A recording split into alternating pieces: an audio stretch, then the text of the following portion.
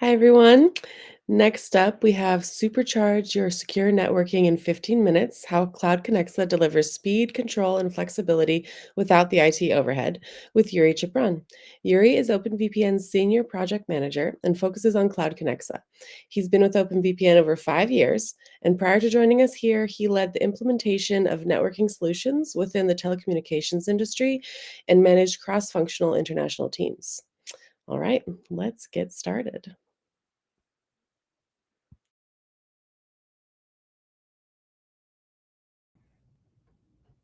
Yeah, so hello everyone, welcome. So during today's session, we'll have two parts. During the first part, we'll go over the use cases, how CloudConnexa is used. And during the second part, we'll go through for some features that help to spin up and manage configurations. So starting from the use cases, the most typical use case for CloudConnexa is securing private resources usage.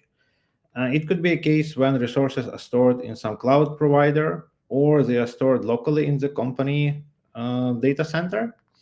Roughly speaking, the clients or employees are installing OpenVPN Connect client. They connect through CloudConnexa to connector that is installed for every VPC, virtual private cloud, and the routing and access permissions are configured. So here, this is the access to private resources.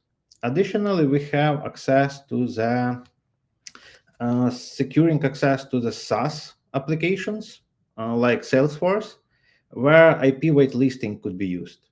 So for this case, the public IP needs to be configured static on the connector and whitelisted on the application. Eventually, all the traffic from users will go to connector and will exit in public internet through the connector public IP address. And it will restrict connectivity to that application only by that public IP. And the third case is the securing of the internet access. That is the case when all the traffic is routed through the connector to the internet and back. From the key features that I used here, it's a network and connectors, including devices for users. As for the visibility and security, we have Cyber Shield with domain filtering and traffic filtering.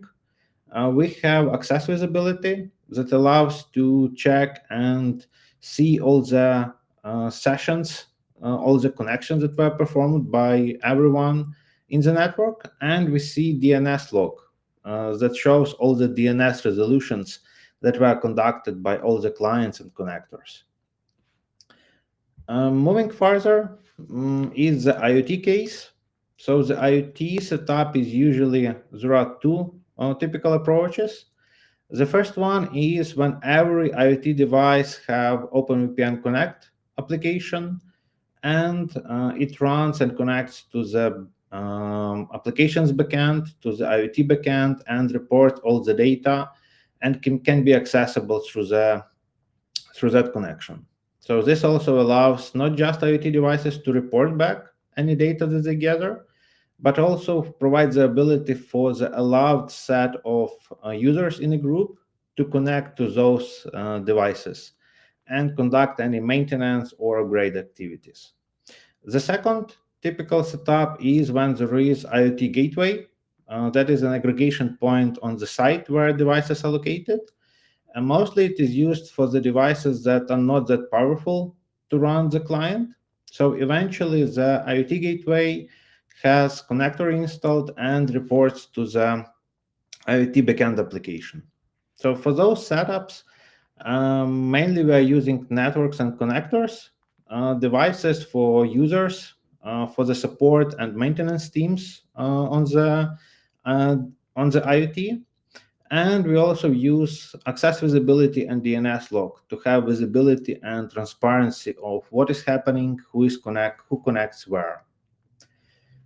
More um, more specific, I would say more unique use case is for the cloud service providers. So we have clients that their main business is to set up and provide access to the private clouds, and they usually use it for setup of email servers, some file sharing, and other services. So to secure the access, usually like their final clients are not that technical, and they almost know zero about the networking and security and access restrictions. So configuring those VPC is done by the providers themselves, and to ensure the secure access for their clients, they already built in connectors and accounts creation within CloudConnexa.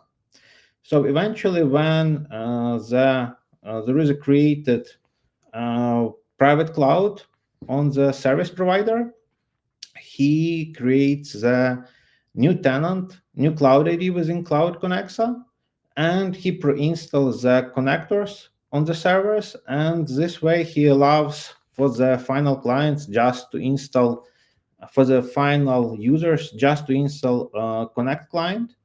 And when they connect to the CloudConnexa, they have access to all the services that are running in the isolated, dedicated their cloud. So for this setup, it is more complicated from the cloud service provider. Still, it provides a secured access from day zero. From the features used, we have multi-cloud ID support, so resulting that for one account, for one email, you can register a bunch of cloud IDs. Those cloud IDs, they are completely isolated. They have no access between another. Still, you can switch between them and apply any required configurations. There is also part of scripting and API usage to make it all work together. And uh, more case when there are like third parties in play. So whenever we go to the subcontractors, retailers, or affiliate cases of our customers, there is usually a service, an application that is um, hosted by the retailer, through which all other shops or affiliates are allowed to connect and to conduct any required operations. Still, the subcontractors are not the part of the organization of the retailer. Eventually, they are separate organizations, separate businesses that have their own policies, that have their own networks, and we allow to have a setup within which one application within one cloud ID can be shared with a completely different account with completely different tenant ID. This way, this application is restricted to the public internet. It is just not visible, not accepted to the public internet.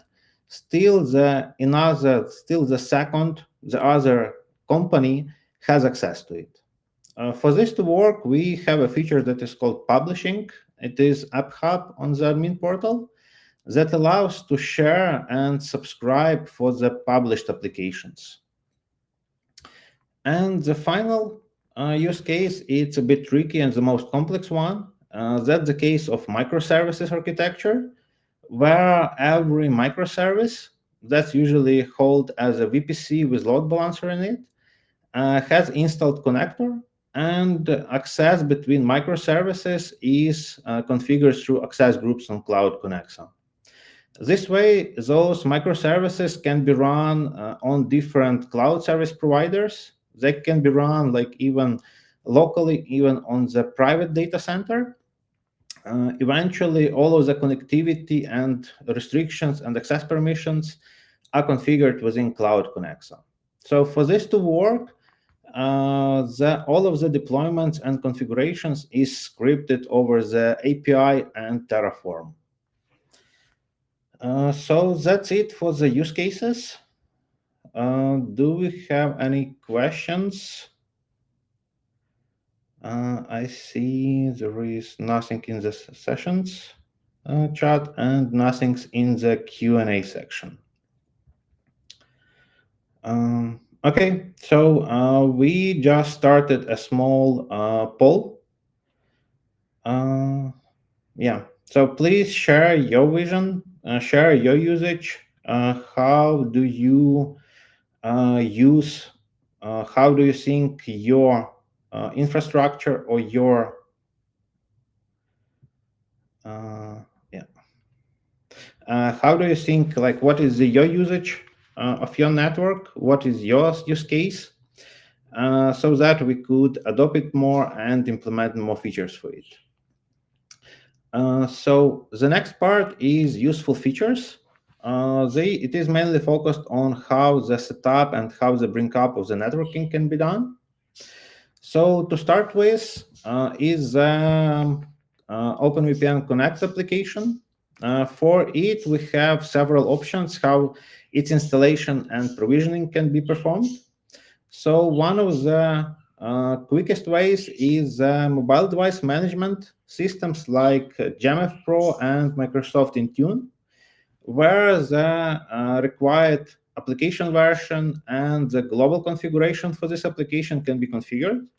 The global configuration may contain references to the profiles. Eventually, when a new employee joins or new laptop is joined in the company, it is joined to that MDM service, and just with several clicks, the application and the profile and the global configuration is applied. For example, like disabling IPv6 can be applied globally through all the company devices using that system. The another use case is when users can download their profiles themselves. For this to work, they just need the Cloud ID URL, and eventually, by entering Cloud ID, they will have to log in and confirm installation of the profile. So it is a kind of self-service for users approach how to add profiles. On top of that, we support SAML and LDAP for provisioning users, and even admins can be also as part of SAML and LDAP users. And except of that, we have support of API for creation, editing, and removal of users and their devices. As for the connector setup, we also have I would say two options that simplify and speed up its setup. So the first one is the network setup wizard, where in that wizard it is possible to select the cloud provider or select operating system and follow the instructions to have this connector set up with its profile. So for example, for AWS, we use CloudFormation templates that will run the whole stack with connector in it. If we are looking into the Linux distributions, we support a separate utility that is called OpenVPN connector setup. For it to work, you need to add the public key for the apt to support to trust this repository. And you need to install one package and provide so-called provision token that you can take from the admin portal. And of course, there is always option to manually set up the network connector. As for the data transmission, we support data channel offload.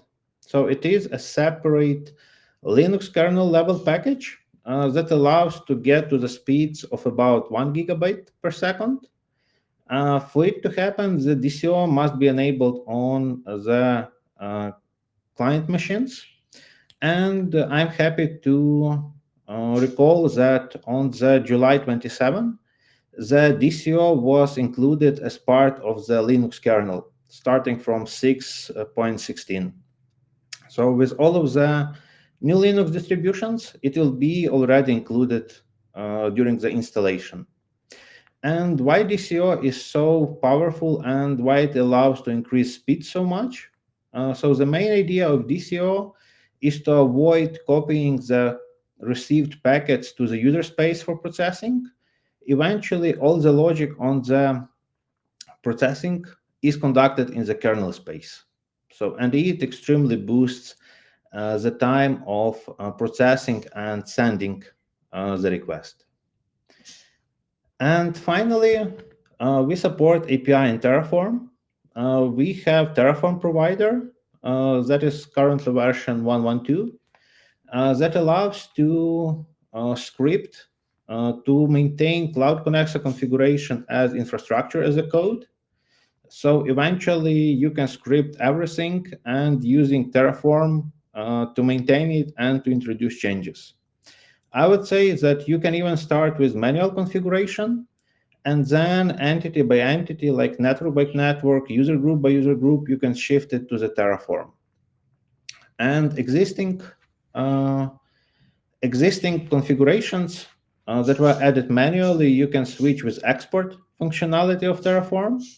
Just keep in mind when you give the management of configuration to Terraform, all the manually introduced changes will be overwritten by the next Terraform apply. Terraform works over the API that we provide. So we have very rich API that covers almost all the functionality within CloudConnexa.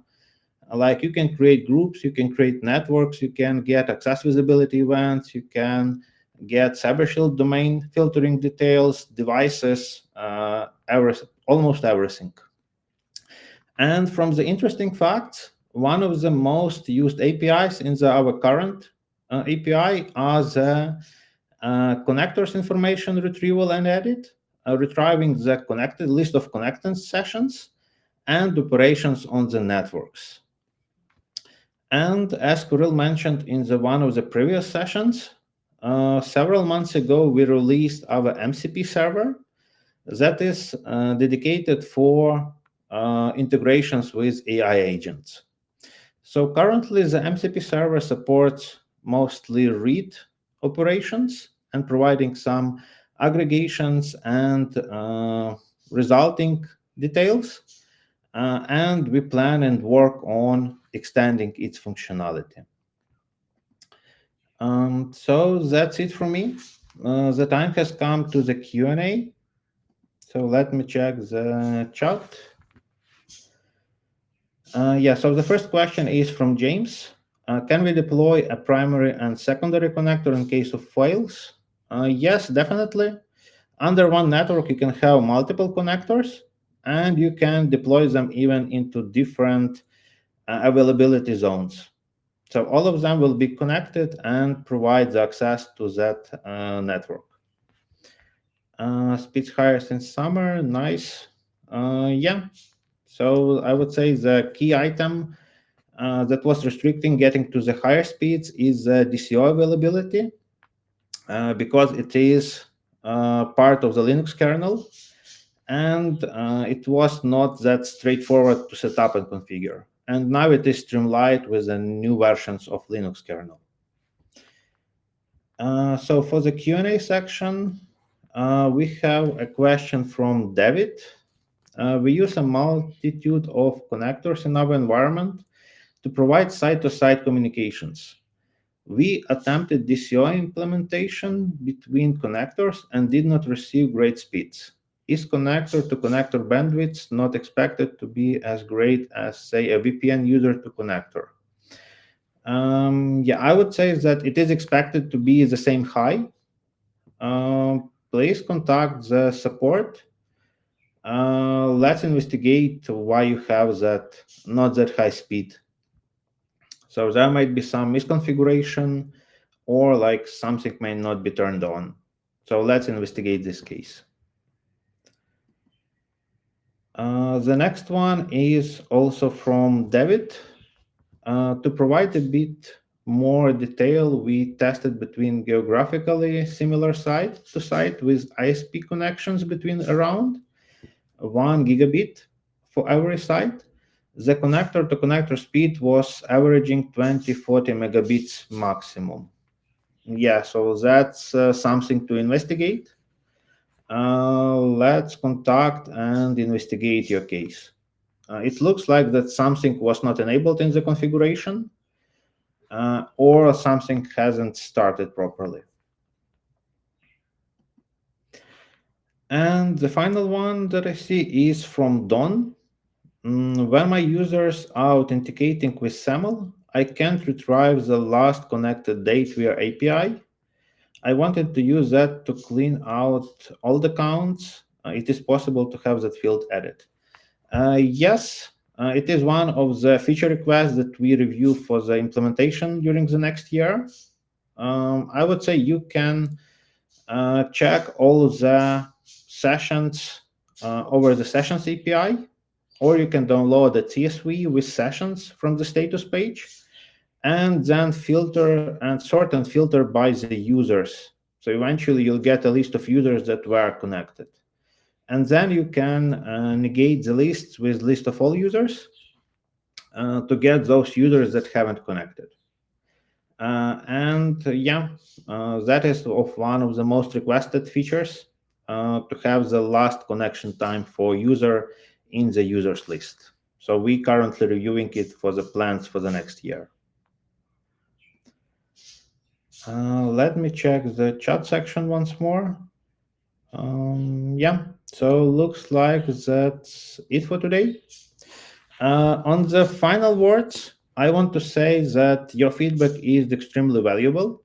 On the CloudConnexa, we are trying to contact different people, our customers, to get the feedback from you.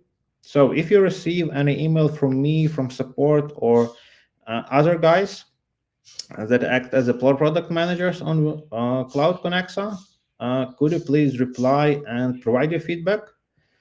Sometimes we ask for a 30 minutes, 15, 30-minute session. That is extremely useful for us to understand what is your specific use case, how do you use it, what is the main bottlenecks for you, and what issues do you have, and how we can improve our solution to even better support your use case or ease your day-to-day life. So, be ready to reply to the emails. We appreciate it very much. And we plan sending a questionnaire before the Christmas. So please monitor your mailboxes. I would appreciate if you will provide your feedback. It helps us to prioritize features for the future and implement what is requested the most. So thank you so much. And that's it from me for today.